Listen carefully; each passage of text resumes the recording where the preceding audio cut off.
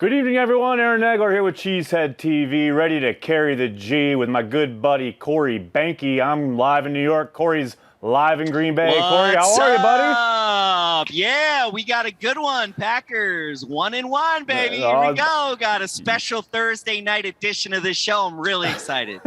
Got to go on a Thursday. You got to do what you got to do. But you know, Corey, no one's here for us. No one cares about people. You, me. Nope. Yeah, that's not why they're here. They're here for the man who's coming off a performance that saw him carry the rock 5 times for 18 yards and include a sweet 8-yard reception to help seal the deal. Let's give it up for Mr. A.J. Dillon. Ladies and gentlemen, there he is. Yeah. Someday this will have a live studio audience and people will be going nuts. But in the meantime, we're just going to be cheering for you ourselves. A.J., how are you tonight, man? Doing well. How are you? Doing okay. Doing all right. Nice to be talking to you after a win as opposed to last week. You know, it's good to get that W. Absolutely.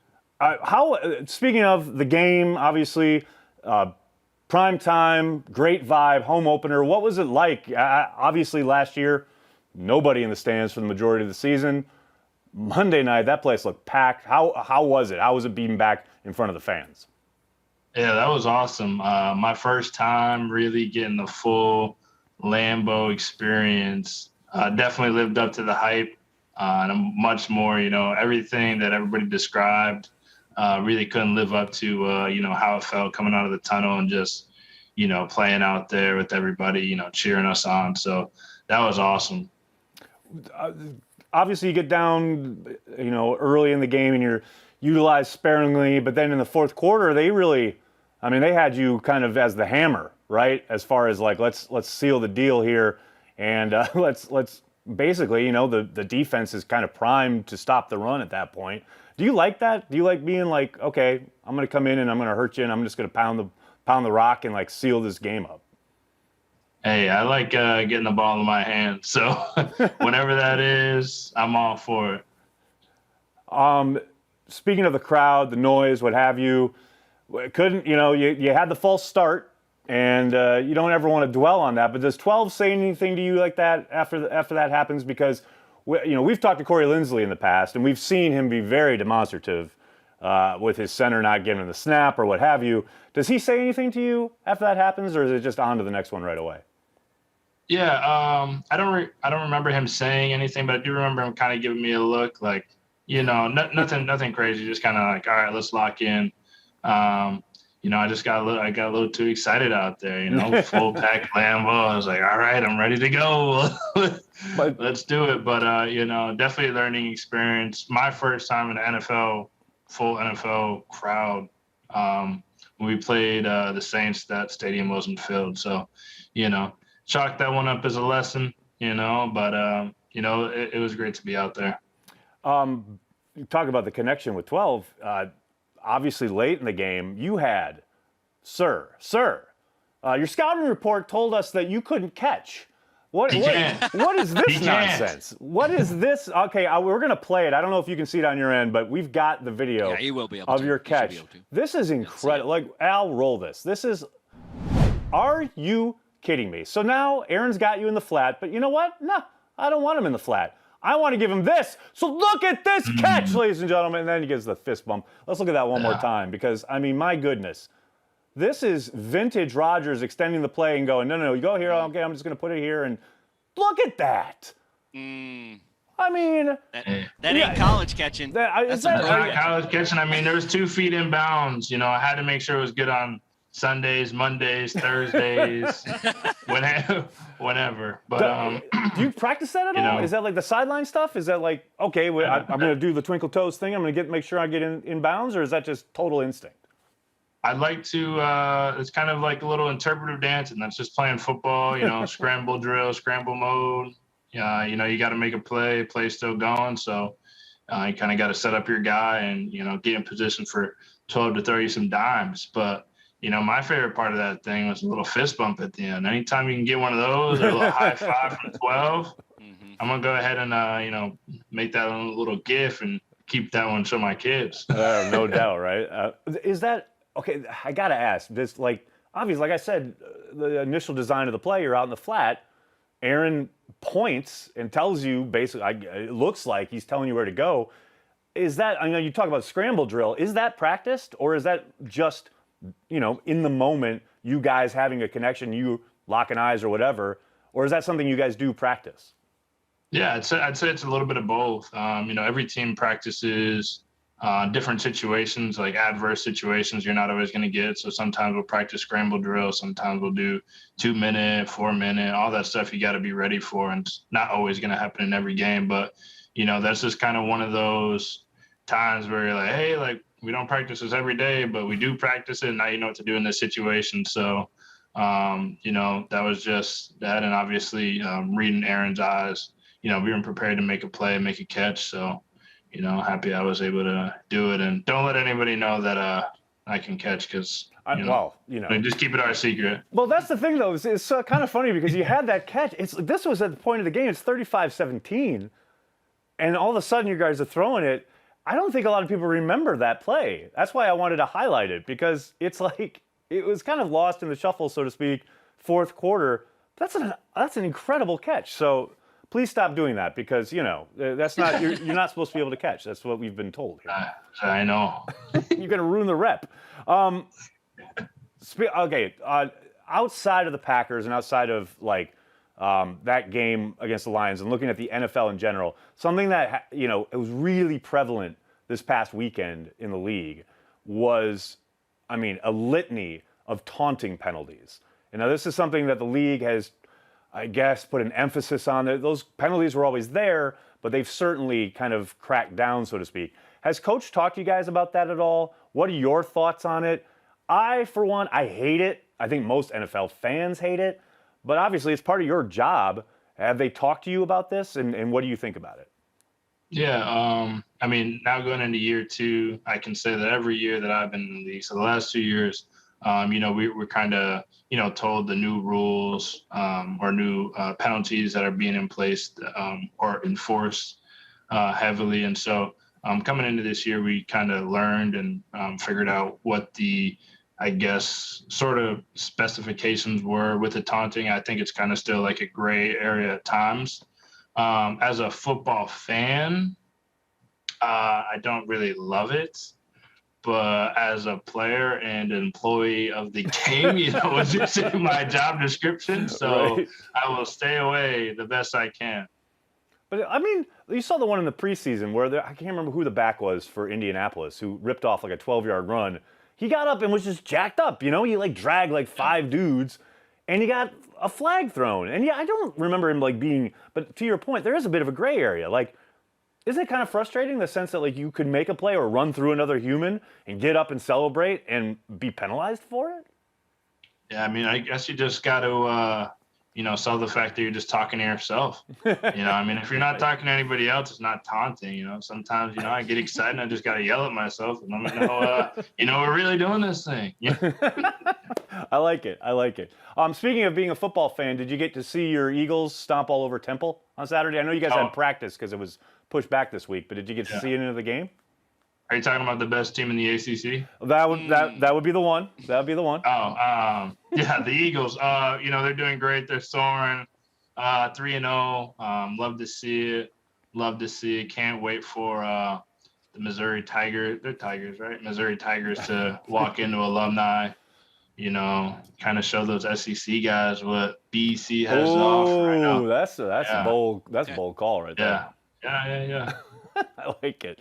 Let's bring in our panel. We've got 3 extremely distinguished gentlemen joining us this evening. We've got Andy Herman from the Pack a Day podcast. We've got Mark Oldacres, a Cheesehead TV contributor, as well as Dusty Evely, another Cheesehead TV contributor, all joining us. Good evening, gentlemen. I know you guys have questions for AJ. I'm going to start with Andy. Why don't you shoot right here with AJ Dillon carrying the G? Yeah, AJ, I want to talk about cards, so we could probably take over the entire conversation with that. But before we get there, I think a little bit later, have to ask you, I had a chance to talk to Taylor Merritt's a couple of years back when Matt LaFleur came to Green Bay. He's a former Badger and went and played at Tennessee with Coach LaFleur. I asked him what the most difficult position to learn was in Matt LaFleur's offense. And without hesitation, he said wide receiver, said, all that, just a lot of nuances with playing the position. One, do you agree with that? And two, what's been the most difficult aspect of going from those Boston College Eagles to the Green Bay Packers and learning this offense? Yeah.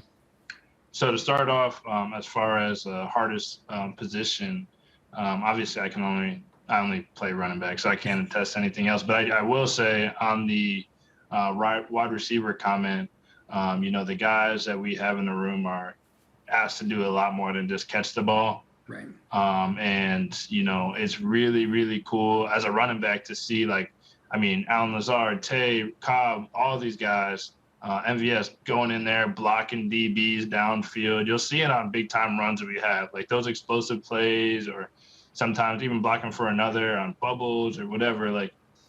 That's when you see a receiver out there blocking, that's not necessarily, I guess, normal. At least it wasn't for me growing up playing football. It was always more finesse, don't want to really get their hands dirty. But, I definitely feel like the receivers on our team, really kind of embody that, every man for the team mentality. So it's really nice to, see that. And, with all the, combine the blocking piece, and sometimes we have them running around and motions with all the route concepts. I could imagine receiver is pretty hard to learn in this offense, because we got a gold jacket quarterback back there, and he wants those guys exactly where they need to be. So it's definitely tough. Awesome. What about for you? The transition, the going from college to LaFleur's offense. I mean, Lord knows there's a lot going on in this offense. It's not very static. It seems to be tons of condensed formations. All of a sudden you're splitting out from the backfield. There's a lot going on. Yeah, absolutely. I'd say the biggest adjustment or learning curve for me has just been overall the passing game. Not necessarily me catching the ball or whatever, just overall, because I wasn't asked to do too much at Boston College. I wasn't really put in scenarios where I'm running routes or putting concepts together. Honestly, we ran the ball a lot, so even limited pass protection reps. So, and also in not having a preseason last year or OTAs, and then obviously not playing a significant amount, even though I'm on year 2, I haven't actually been able to go out there and do it live and things like that. So, I've really been just practicing, kind of learning the entire offense more than just, what I'm asked to do. But that's been the toughest thing, I guess. I got flashcards. I got my fiance in here, quizzing me on concepts and stuff. Nice. Yeah. That's awesome. I like it. Let's go to Mark, who, by the way, AJ, Mark is joining us legit in the middle of the night out in London. He is across the pond. And he is here for you, sir, to ask you a very specific question. Go ahead, Mark. Hey, AJ. I don't know whether you even remember this, but when you came on during the draft back in April, I gave you some grief about your Lambeau Leap struggles at the end of last season when you got that chance in the Titans game. So what I want to know is, obviously, I know you haven't had a chance to actually do a Lambeau Leap yet this season, but how have you prepared during the off season for when your time comes? And where's your confidence level at that when it's time to leap, you're getting up there clean, no problems, nobody's having to pull you up in there, nobody's boosting you from behind, you're just straight up in there? Yeah. So I don't know how closely you watched last game, but if you look in the end zone, past the end zone on the black strips that we have back there before you make that Lambeau Leap, there are designated Quadzilla Lambeau Leap trampolines. And so they have my name on them.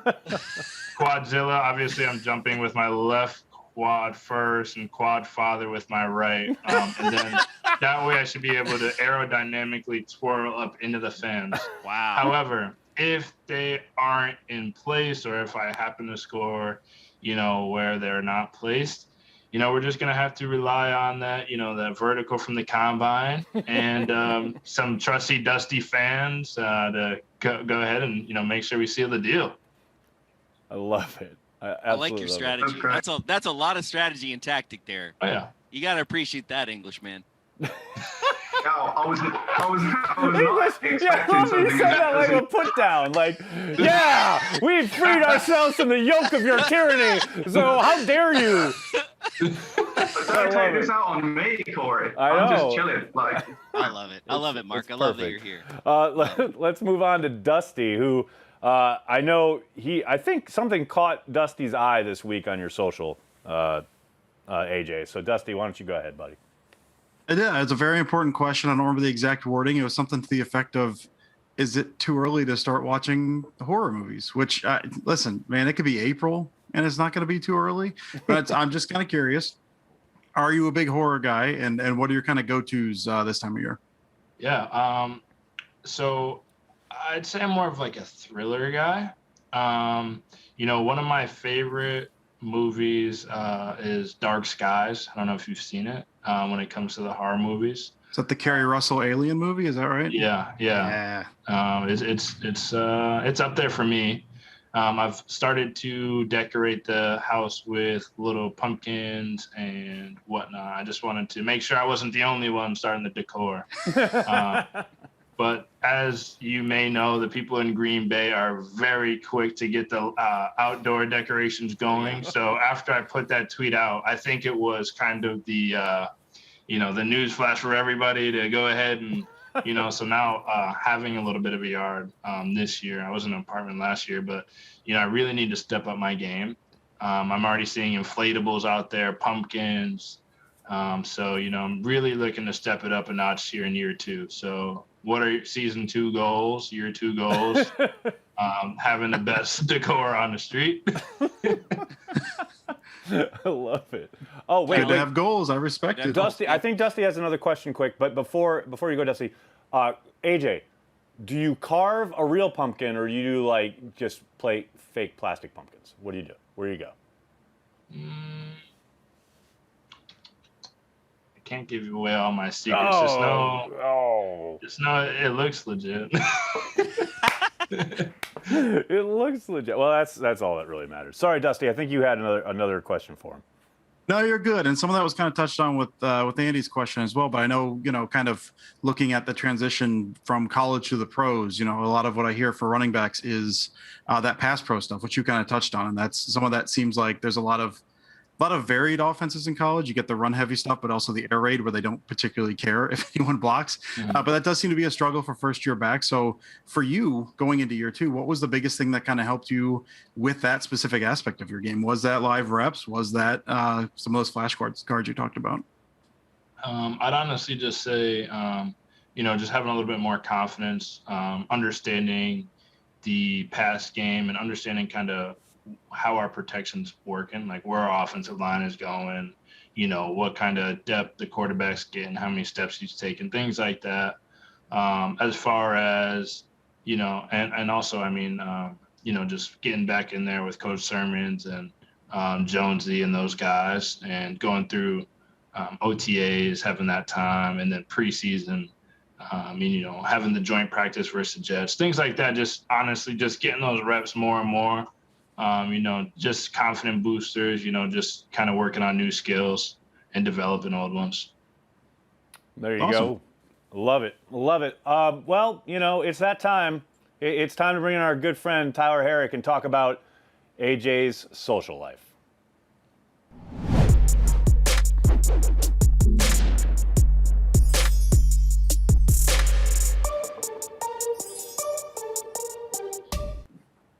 Man, I'm gonna have to put that song as like a sound on TikTok. We got to get that thing blown up. That'd be a good trend, actually. I think that would be a good trend. AJ, what is up, dude? How you been? Been great. How have you been? Dude, it was a great week. Obviously, you guys went out and got the dub for us Packers fans. We appreciate it, my guy. That's awesome. Yes, love it, love it, love it. But not only did you get the dub, you had some time to pop off on Twitter this week. Mm-hmm. I saw you doing some things on TikTok, getting the fiance involved a little bit. That was pretty cool. But you popped off on Twitter this week, man. And one of those things, this one's probably going to be super quick. This is more so for my curiosity. You're talking about going on a scavenger hunt this week in Green Bay or something like that. What's going on? Look at this tweet. Thinking about doing a fun scavenger hunt around Green Bay. First of all, number one, does it involve Corey Banky's house? Like, is he hiding old fashions around there for you? And number two, like, what do you look at? Are there brats like hidden under things? Like, what are you looking for in Green Bay? Have you ever seen what's that kids kind of book where they like stumble upon the witch that has like the house made out of candy? Hansel and Gretel. Hansel and Gretel. You know how they kind of dropped candy behind to find their way back home or something like that? Yeah, I was absolutely. planning on leaving cheese curds all the way down to Mark in London. Who would get all the way over there? But no, I was planning on, honestly, I can't say what it is yet, but having a few things hidden around Green Bay. I'm trying to figure out if I'm going to do kind of riddles or pictures, some way on Twitter or social media for people to find these items. And then obviously, just respond back and, but it'll definitely be a little giveaway of sorts, involving the community, just something fun to do. Ooh, I love it. See, we took something silly and we made it amazing. That is incredible, dude. That is awesome. The next thing we saw happen on Twitter, and this one's kind of big here, you changed your profile picture. All right. So now you got this picture up here of what appears to be a sloth looking just like you, and you're talking about NFTs. And first of all, for the people who don't know, take a look at this. What is an NFT? All right. For the nerds like me and Corey, we know all about it. But for other people out there, what is an NFT and why the heck are you doing this? What's going on here, man? NFT stands for non-fungible token, I believe, if I'm correct. Ding, ding, ding. That's correct. So a few of my friends, in the card collecting community, you guys know I'm big in that, started with these NFT sloths, and they just keep adding more and more people, artists, like card artists that do Project 70 thing, like Blake Jameson with Tops, and more guys. And, I think the arms are a little small. I wouldn't say it looks exactly like me. The arms look a little small. Probably a lot more hair than I really have.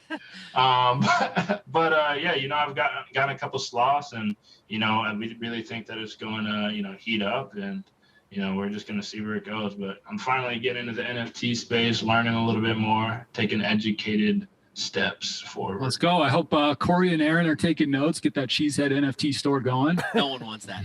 I need Corey to get a sloth. Ooh, yeah, wow. we need to see that. Corey's sloth has long hair. So there you go.